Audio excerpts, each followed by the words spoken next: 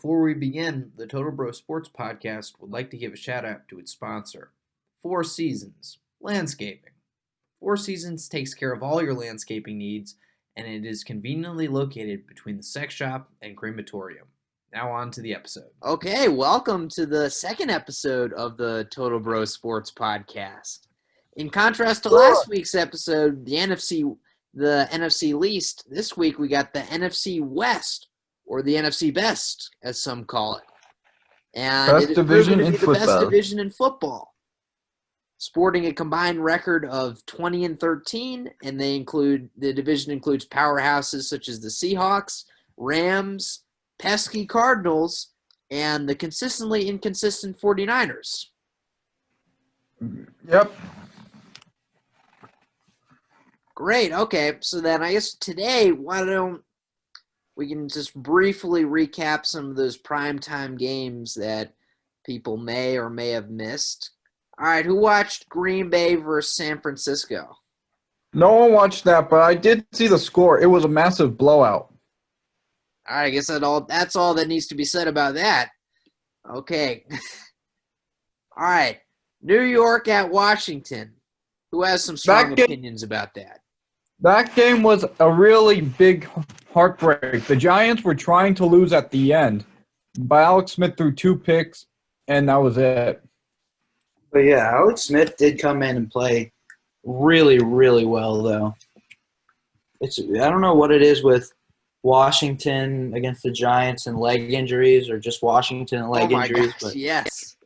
something crazy is happening. But Alex Smith did come in, and 24 for 32 for 325 yards is incredible, minus the interceptions, of course. I think he threw 3 interceptions, though, so. Yeah, the stat sheet doesn't matter. It's all about the W. Yeah. No, I agree with that. The stats are important, but the W is more important. I don't know. When I was watching that game, I just kind of feared for Alex Smith's health. It looked a lot better this time. Like now, he wasn't playing in the rain, but still, with that old leg injury, I'm still worried about him.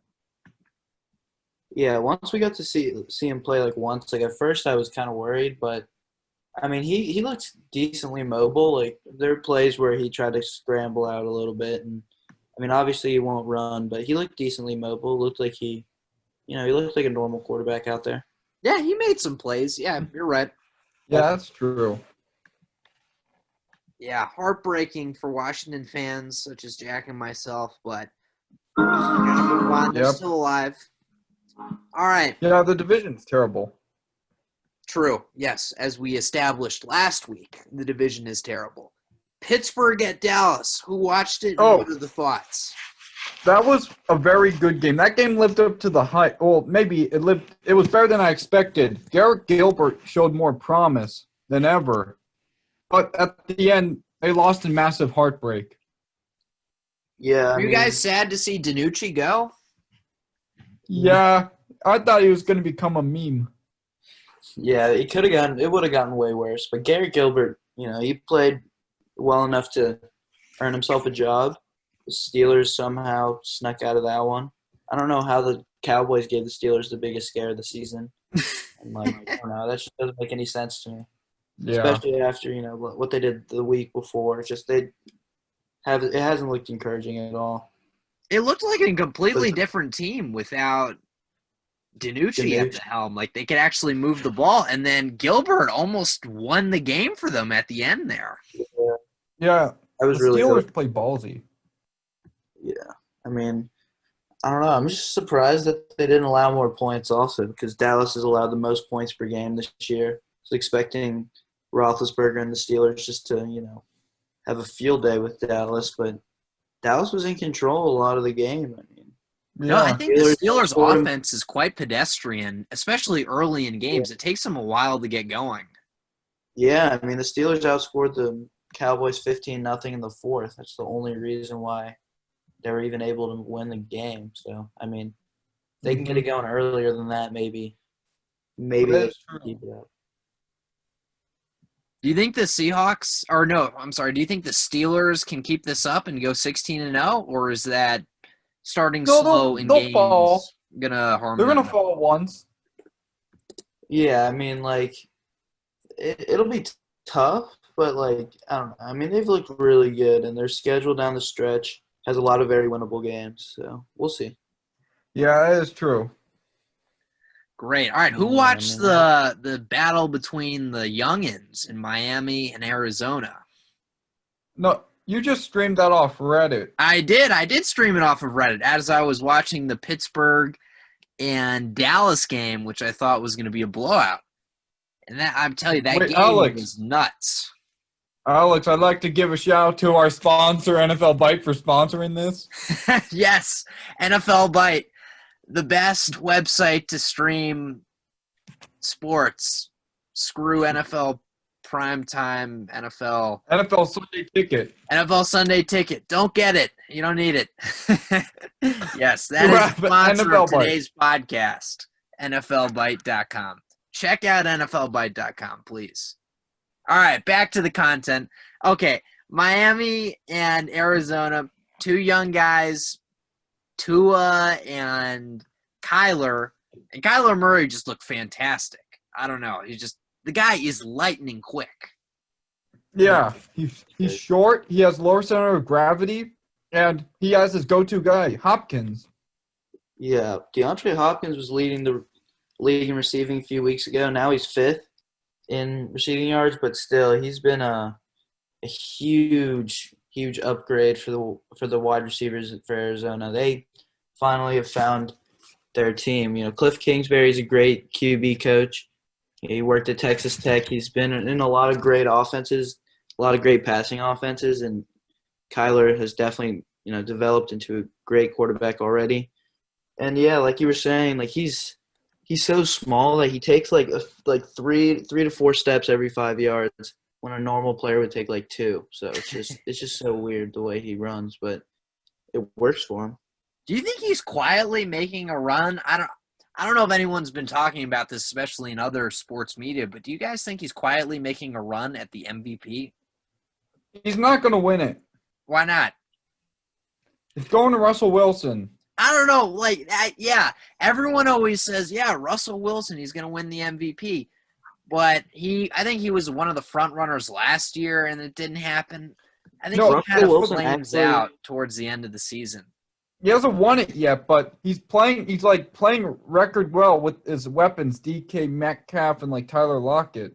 Yeah. Kyler Murray's got Hopkins, but they don't really he has to basically throw over 30 touchdown passes and 10 picks at most to get the MVP. No. I think it just depends on if you just take over a game for your team. Like we saw last year with Lamar Jackson, he would just take over games and with his incredible running, and I think that's what won it for him. Yeah, that's true.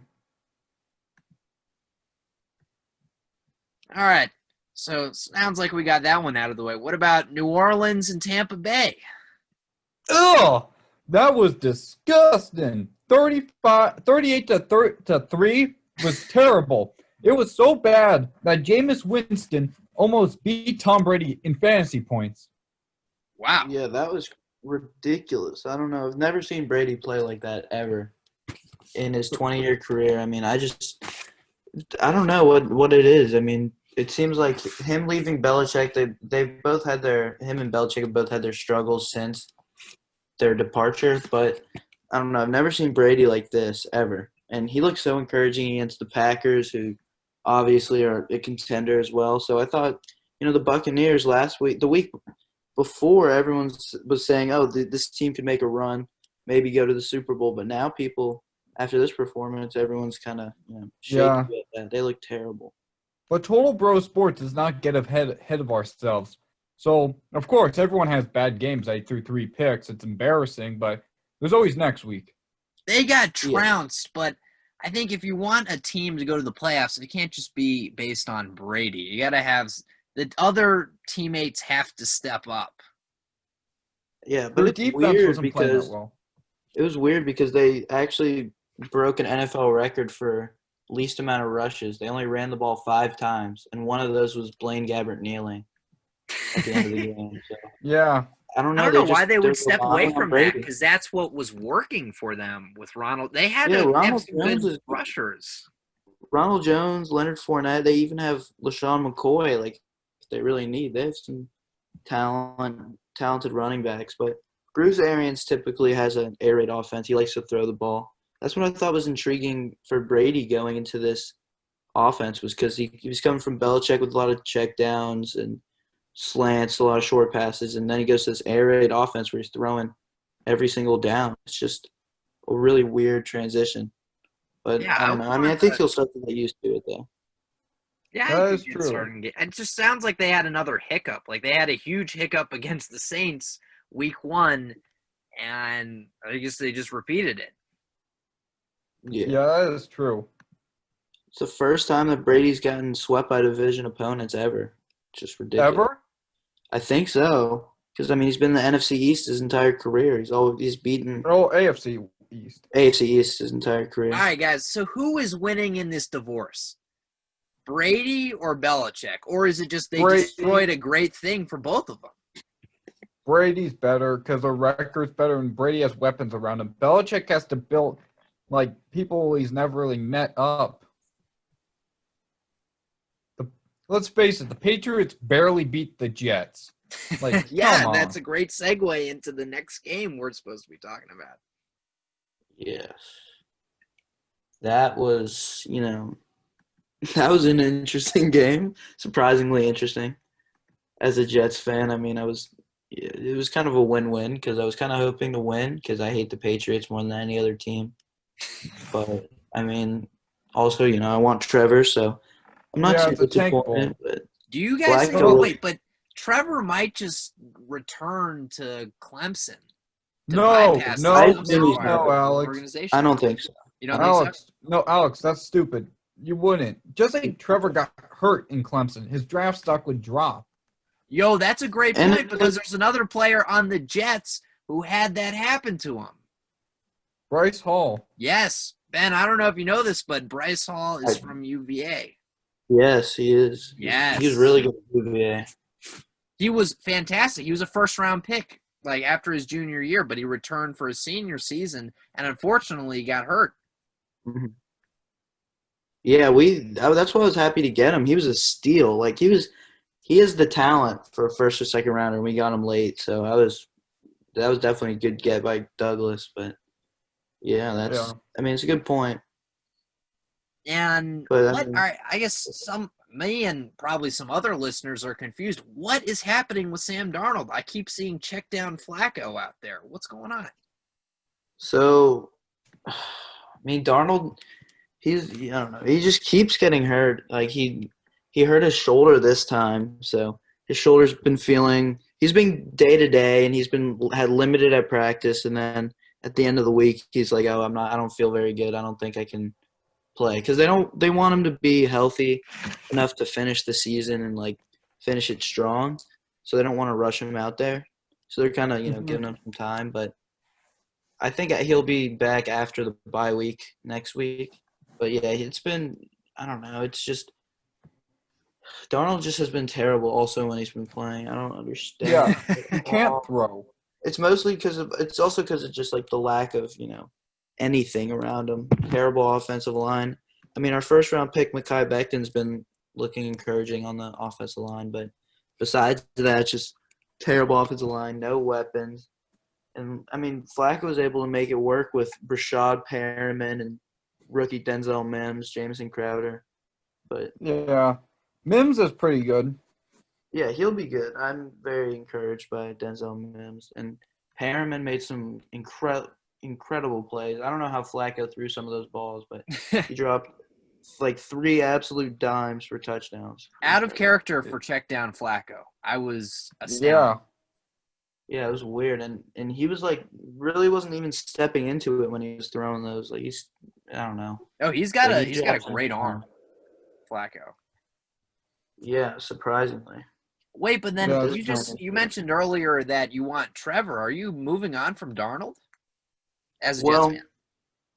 Okay. Well, my thought process is like if we're gonna lose, and Trevor Lawrence can definitely be like a franchise-changing quarterback. He's by far the best quarterback coming out of the class, and I think that if we have the number one pick, you can't give that up.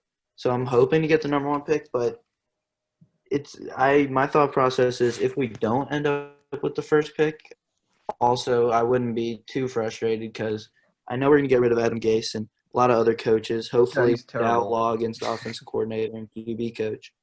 And I know that next year's team will not show what this year's team is. So if we don't get the first pick, I'll be happy to keep Darnold. But if we have the first pick, there's no chance you can't get Lawrence at all. Yeah, that's actually a good idea. I don't know. I think that the problem, as Ben mentioned earlier, that the problem with Darnold was he just didn't have a good supporting cast and offensive line. Maybe it's wise to trade the pick down and get some more supporting players around him. Yeah, I mean, if they don't end up with the first pick, that definitely wouldn't be a bad idea. But I don't think there's any way you can give up drafting Trevor Lawrence if you have the first pick if you're New York. Because it's like Darnold hasn't shown anything yet. Like, obviously, I believe in him, but I believe in Trevor Lawrence more as well. Yeah, but this is a guy who hasn't even played an NFL down. Yeah, but, I mean, I don't know. I just feel like he's like I think he's a generational talent. Like, he's a really talented player.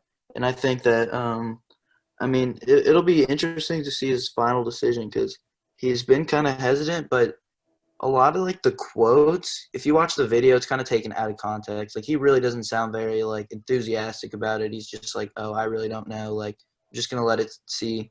I'm just gonna let it play out." So he doesn't seem like he really wants to come back that much. Yeah, I don't know. It's tough to turn down like $18 million as a first-round pick. Yeah. I don't see how he could. I think the only way he would come back is if like they don't win the national championship or lose in the national championship and he just wants to get revenge and win. But I don't really know. I just don't see how he can give it up at this point.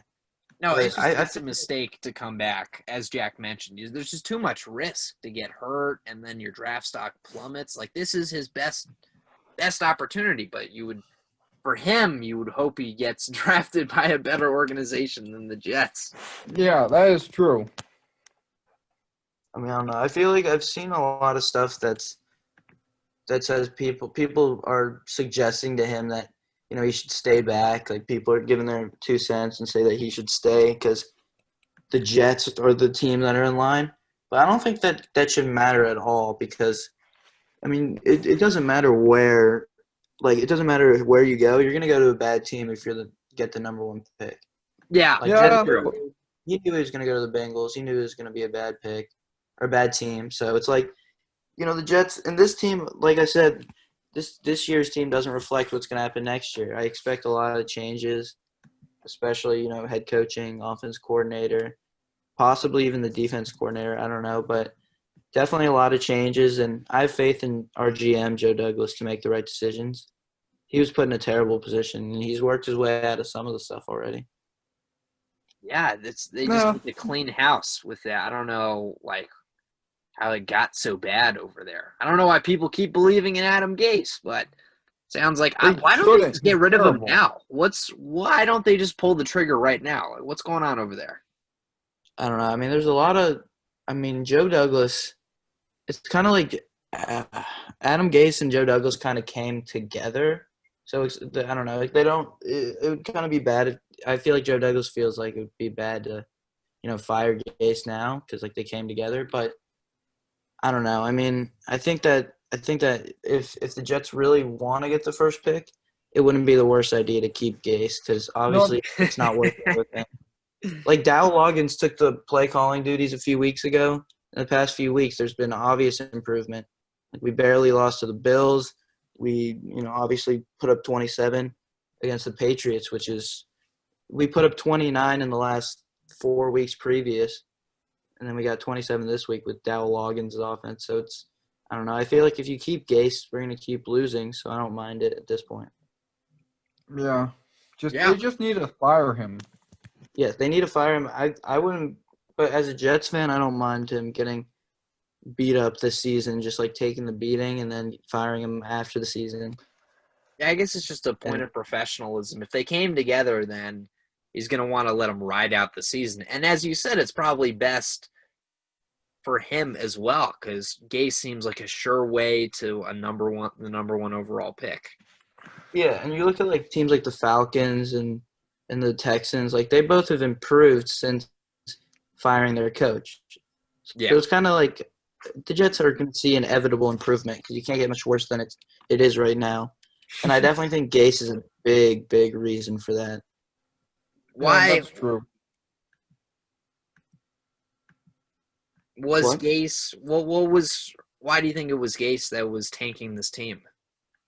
So I think he's the problem for a number of reasons, but one is because I don't know. I mean, he's not a good leader at all, and no one in the organization seems to respect him. Like, there's no one, and so many people have come out this season and they're saying, "Oh, he hasn't been preparing for games well." It's the same thing with McCarthy.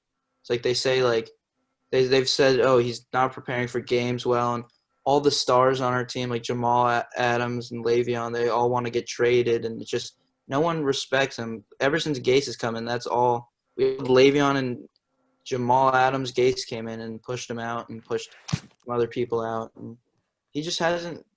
We've had a statistically low amount of points scored per game and yards, and I just don't see how it couldn't have been him that's caused this problem. Yeah, I don't know what NFL coach does not prepare for games. Maybe. I mean, he's just not doing the right things. And like Bradley McDougall, this guy from the Seahawks who came in the middle of the season from the Seahawks, he was one of the guys who said it. So, out of anyone who came from Pete Carroll's team, I would trust that he knows what he's talking about and with preparation and. Yeah, and also part of the reason why he hasn't football league. Yeah, that's right. Also, another reason I forgot. One of the reasons why he hasn't been fired as well is because Darnold's been like a big supporter of him, and it's like that was a reason why he got hired because Darnold really liked him. And even after the first season, a lot of people were done with him, and Darnold was like, "Oh, give him a chance. I gotta like him." So Darnold speaks highly of Gase, and likes playing for him, but that's not the case with most other players. I think that's why. Gase isn't a good coach. Just ask Ryan Tannehill. Yeah. I've heard Peyton Manning vouched for him because he was the offensive coordinator when Manning was on the Broncos. But besides that, I haven't really heard of any other players vouching for him. I think Peyton Manning called his own plays at the line. Johnson. Yeah. I don't think it was Gase who helped Manning out because that's why I was encouraged going in. That's one of the reasons why everyone was encouraged. They're like, "Oh, it's Peyton Manning. He has experience from Manning and these other good quarterbacks, and he won a Super Bowl. All like I thought that could carry over, but I guess not." Yeah, unfortunate. Yeah. All right, I guess this is a good segue into the actual topic of today, the NFC West.